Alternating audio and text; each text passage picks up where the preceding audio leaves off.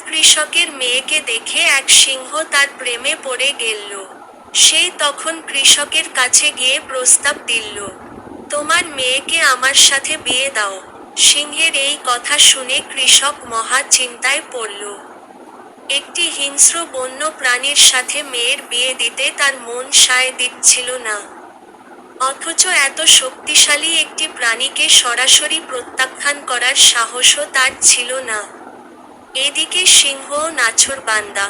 অনেক ভেবেচিন্তে কৃষক বেশ বুদ্ধিমত্তার সাথে সিংহকে বলল, তোমাকে জামাই হিসেবে পাওয়া তো আমার পরম সৌভাগ্যের ব্যাপার, কিন্তু আমার মেয়ের যে তোমার নখ আর দাঁতের জন্য খুব ভয়।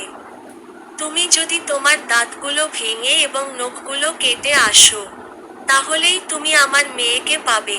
কৃষকের কথা শুনে সিংহ তার দাঁত ভেঙে, নখ কেটে হাজির হলো কৃষকের বাড়িতে।